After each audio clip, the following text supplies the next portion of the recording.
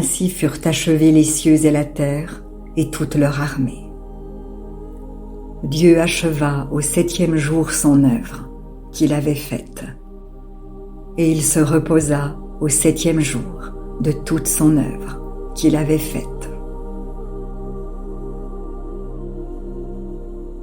Dieu bénit le 7e jour, et il le sanctifia, parce qu'en ce jour, il se reposa de toute son œuvre qu'il avait créée en la faisant.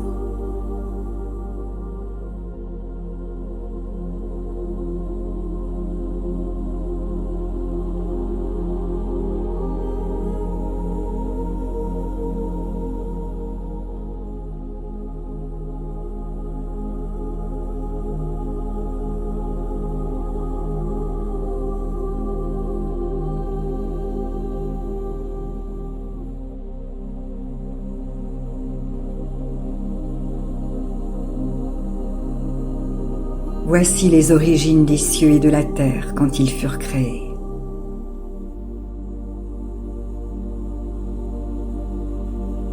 Lorsque l'Éternel Dieu fit une terre et des cieux, aucun arbuste des champs n'était encore sur la terre, et aucune herbe des champs ne germait encore, car l'Éternel Dieu n'avait pas fait pleuvoir sur la terre, et il n'y avait pas d'homme pour cultiver le sol.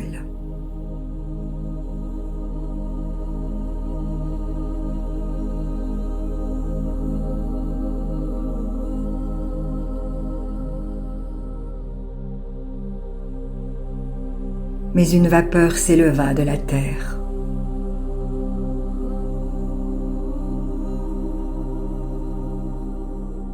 Et arrosa toute la surface du sol.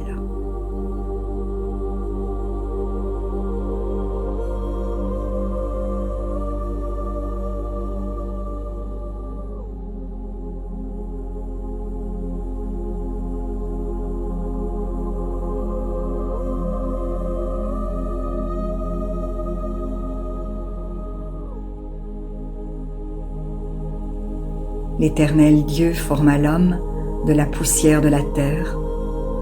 Il souffla dans ses narines un souffle de vie, et l'homme devint un être vivant.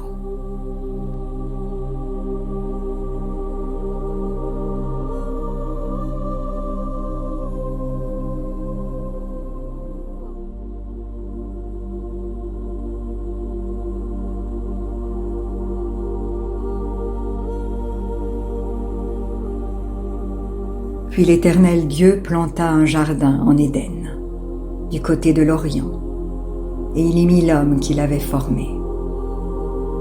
L'Éternel Dieu fit pousser du sol des arbres de toute espèce, agréables à voir et bons à manger.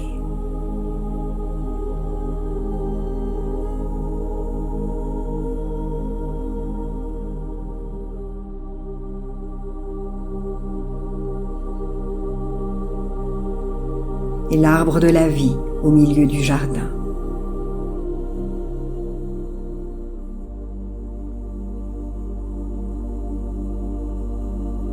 Et l'arbre de la connaissance du bien et du mal.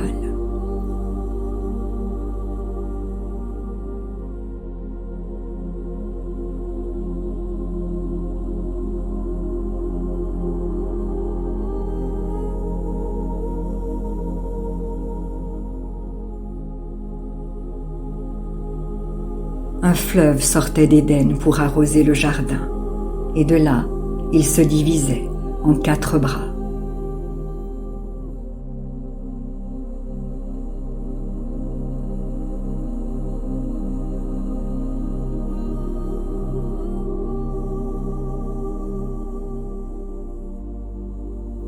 Le nom du premier est Pishon.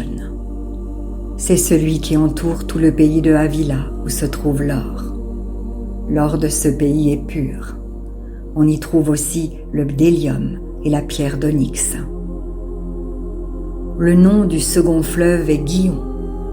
C'est celui qui entoure tout le pays de Cush.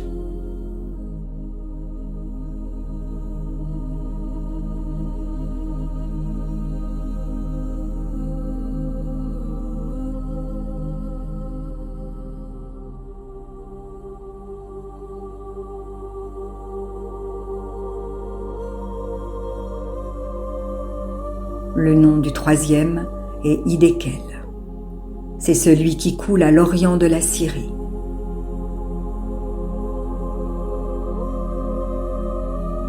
Le quatrième fleuve, c'est l'Euphrate.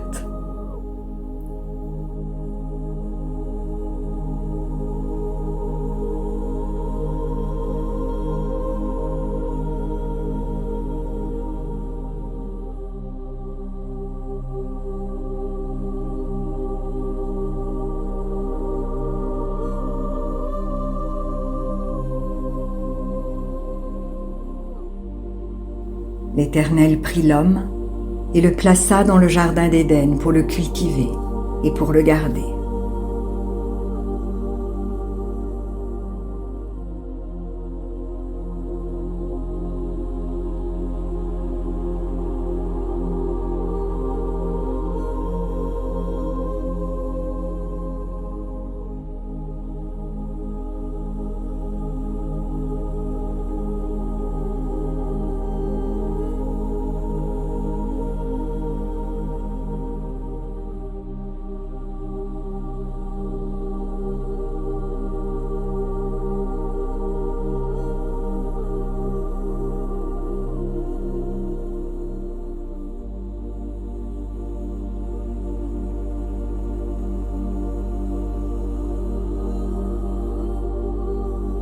L'Éternel Dieu donna cet ordre à l'homme. Tu pourras manger de tous les arbres du jardin, mais tu ne mangeras pas de l'arbre de la connaissance du bien et du mal, car le jour où tu en mangeras, tu mourras.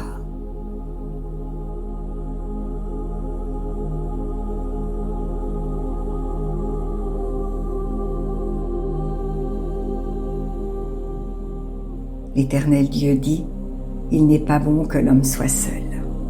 Je lui ferai une aide semblable à lui.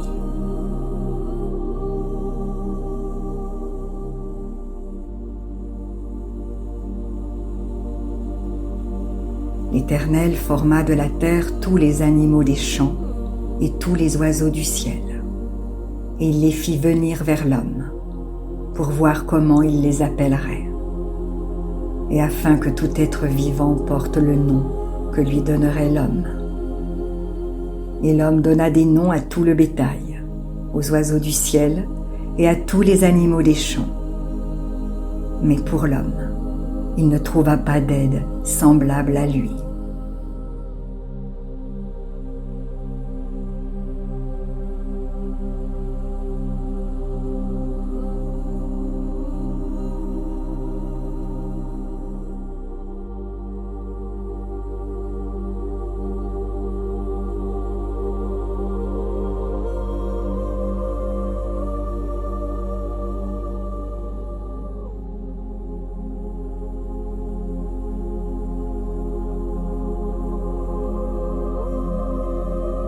Alors l'Éternel Dieu fit tomber un profond sommeil sur l'homme, qui s'endormit.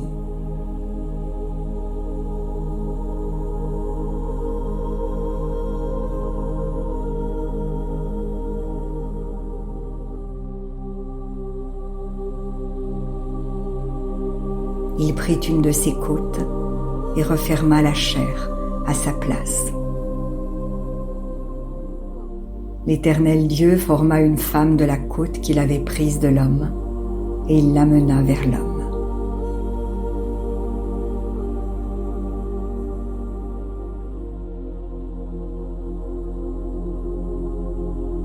Et l'homme dit: voici cette fois celle qui est os de mes os et chair de ma chair. On l'appellera femme, parce qu'elle a été prise de l'homme. C'est pourquoi l'homme quittera son père et sa mère et s'attachera à sa femme, et il deviendra une seule chair.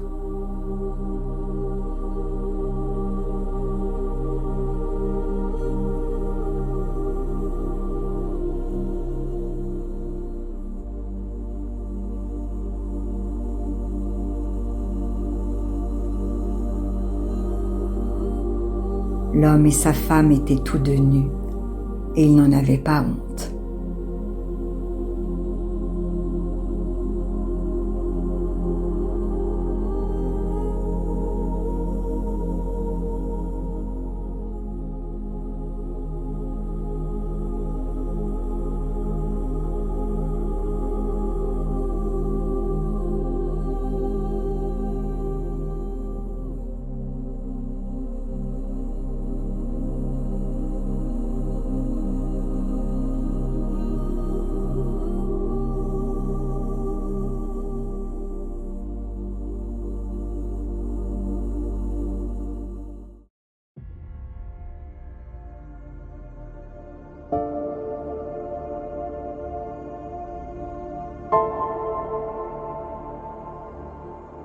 Le serpent était le plus rusé de tous les animaux des champs que l'Éternel Dieu avait fait.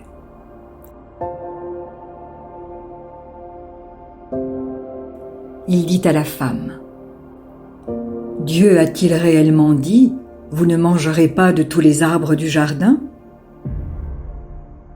La femme répondit au serpent: « Nous mangeons du fruit des arbres du jardin. Mais quant au fruit de l'arbre qui est au milieu du jardin, Dieu a dit, vous n'en mangerez pas et vous n'y toucherez pas, de peur que vous ne mouriez. » Alors le serpent dit à la femme: « Vous ne mourrez pas.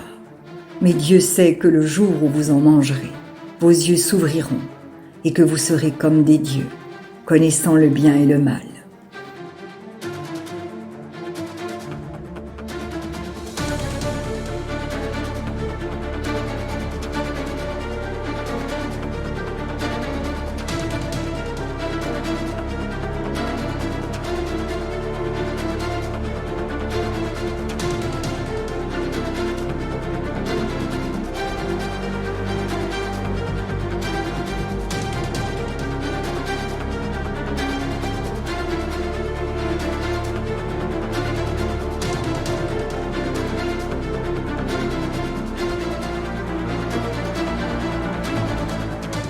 La femme vit que l'arbre était bon à manger et agréable à la vue, et qu'il était précieux pour ouvrir l'intelligence.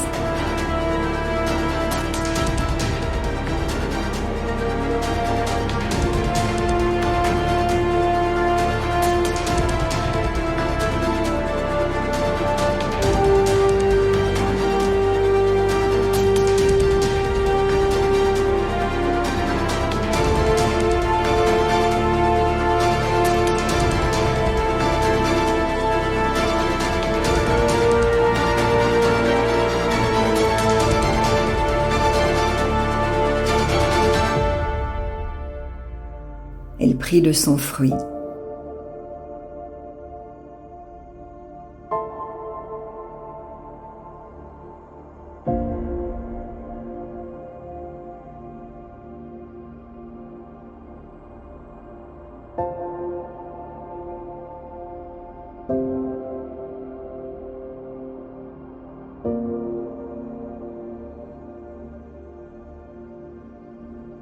Et en mangea. Elle en donna aussi à son mari, qui était auprès d'elle.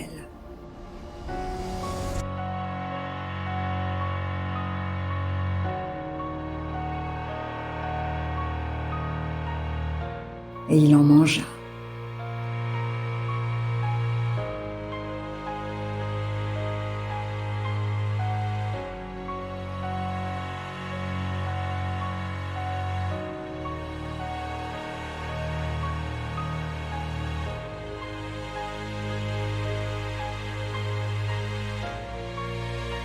Les yeux de l'un et de l'autre s'ouvrirent.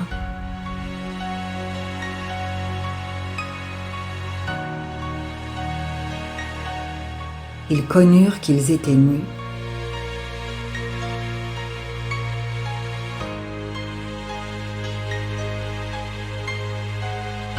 Et ayant cousu des feuilles de figuier, ils s'en firent des ceintures.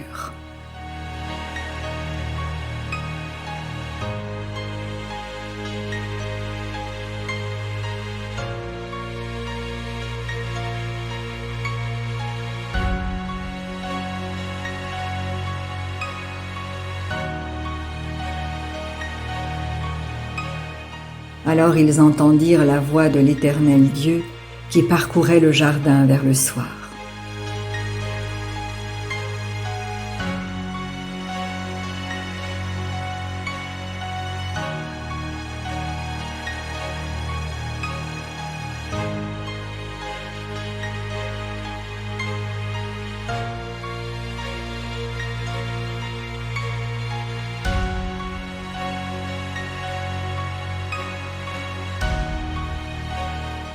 Et l'homme et sa femme se cachèrent loin de la face de l'Éternel Dieu, au milieu des arbres du jardin.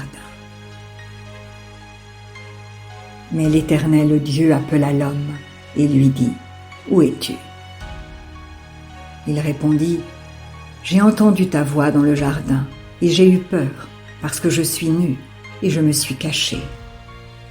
Et l'Éternel Dieu dit, qui t'a appris que tu es nu? Est-ce que tu as mangé de l'arbre dont je t'avais défendu de manger? L'homme répondit,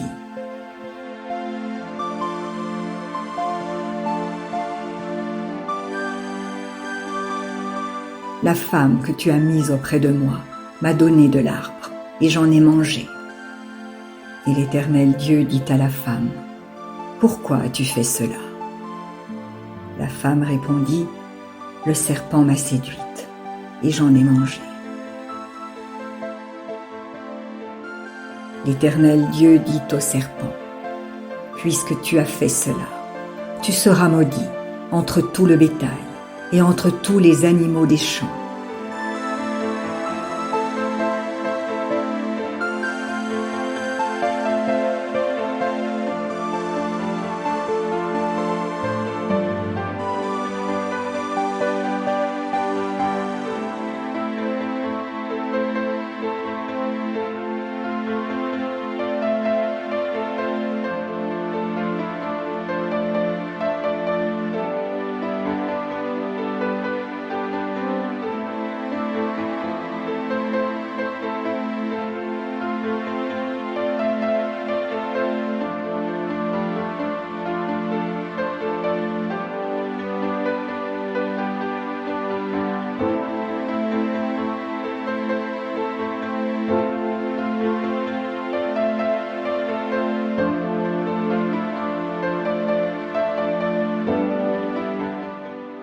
Tu marcheras sur ton ventre, et tu mangeras de la poussière tous les jours de ta vie.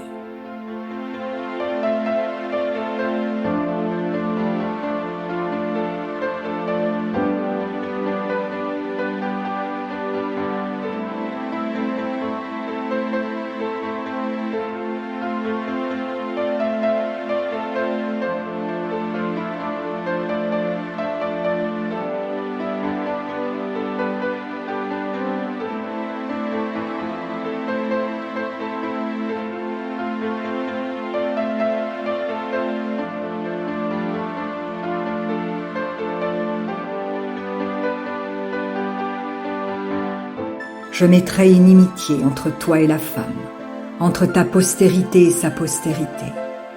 Celle-ci t'écrasera la tête, et tu lui blesseras le talon.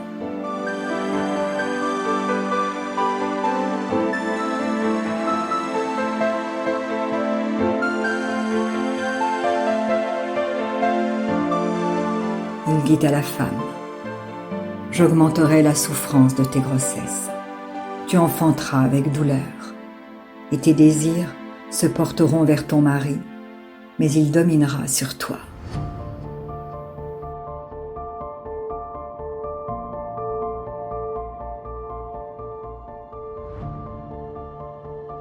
Il dit à l'homme, puisque tu as écouté la voix de ta femme, et que tu as mangé de l'arbre au sujet duquel je t'avais donné cet ordre, tu n'en mangeras pas, le sol sera maudit à cause de toi.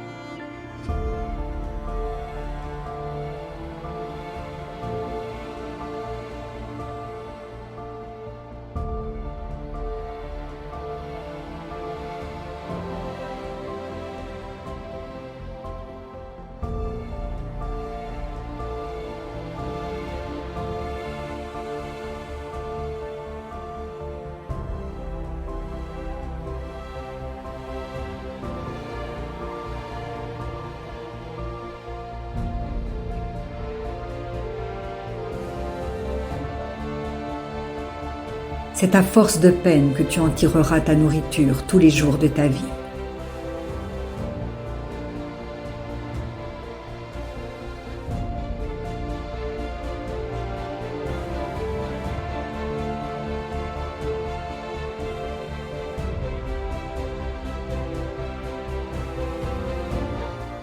Il te produira des épines et des ronces.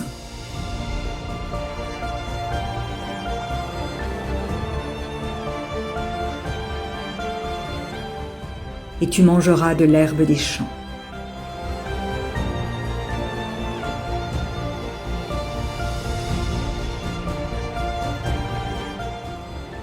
C'est à la sueur de ton visage que tu mangeras du pain.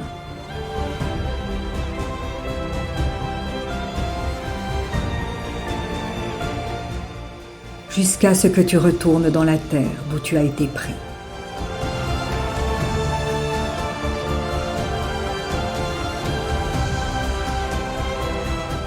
Car tu es poussière, et tu retourneras dans la poussière.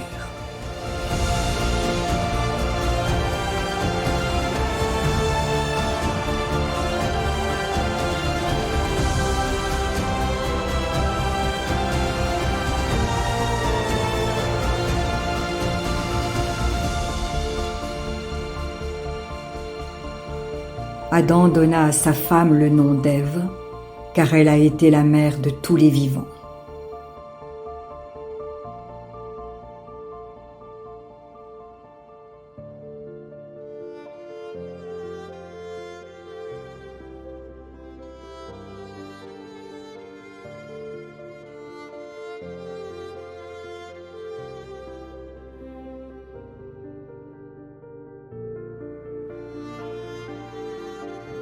L'Éternel Dieu fit à Adam et à sa femme des habits de peau, et il les en revêtit.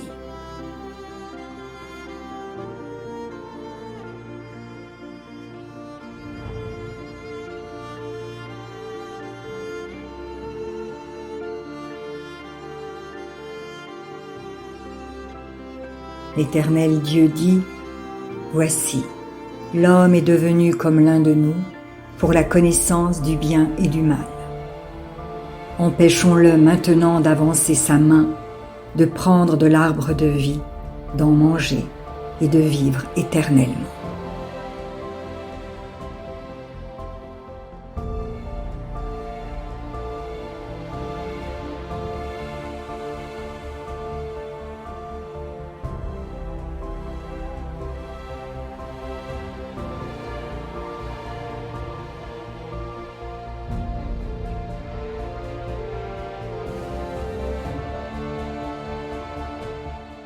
Et l'Éternel Dieu le chassa du jardin d'Éden pour qu'il cultivât la terre d'où il avait été pris.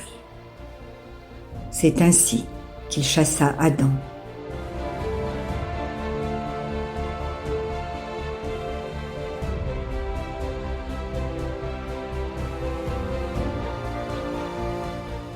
Et il mit à l'orient du jardin d'Éden les chérubins qui agitent une épée flamboyante pour garder le chemin de l'arbre de vie.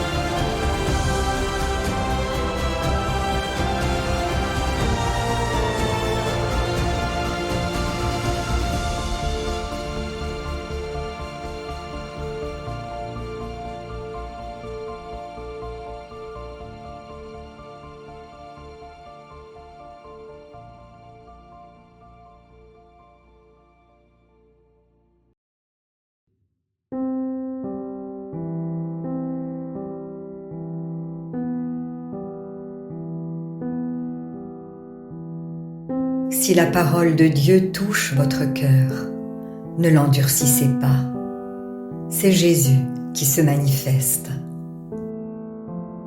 Il vous dit, « Voici, je me tiens à la porte et je frappe. Si quelqu'un entend ma voix et ouvre la porte, j'entrerai chez lui. Je souperai avec lui et lui avec moi. » Alors, si vous n'avez pas encore fait de Jésus votre Sauveur et votre Seigneur personnel, vous pouvez maintenant le faire. Déclarez à haute voix et d'un cœur sincère, « Père, je te remercie, parce que tu as envoyé Jésus-Christ, mourir sur la croix pour mes péchés, et tu l'as ressuscité des morts. Je désire, du plus profond de mon cœur, recevoir ce pardon et être racheté par le sang de Jésus. Je t'accueille maintenant, Jésus, comme mon Seigneur et mon Sauveur. Je renonce désormais au péché et je veux te suivre tous les jours de ma vie. Au nom de Jésus. Amen. Si vous avez fait cette prière, dites-le nous simplement dans les commentaires. Nous prierons pour vous et nous nous réjouirons avec le ciel tout entier, car Jésus a dit « Sachez qu'il y a plus de joie dans le ciel pour un seul pécheur qui se repent que pour 99 justes qui n'ont pas besoin de repentance. » Puis continuez de vous fortifier et de vous purifier par la parole de Dieu. La foi vient, mais elle ne vient que d'une seule source, de ce qu'on entend de la parole de Christ. Demandez à l'Esprit Saint de vous guider et de vous éclairer dans sa connaissance. Il vous conduira dans toute la vérité. Il vous équipera pour toutes les circonstances de votre vie. Vous verrez que peu à peu, il vous révélera ce que ne peuvent comprendre ceux qui ne vont pas dans la parole. Car l'homme naturel n'accepte pas ce qui vient de l'Esprit de Dieu. C'est une folie pour lui. Il est même incapable de le comprendre, parce que c'est spirituellement qu'on en juge. Et maintenant, ne restez pas seul. Trouvez une église qui se nourrit de la parole et y est fidèle. Soyez vigilants dans les enseignements que vous écoutez, car plusieurs faux prophètes s'élèveront et ils séduiront beaucoup de gens. Et en toute chose, faites une confiance absolue au Seigneur. Vous êtes richement bénis.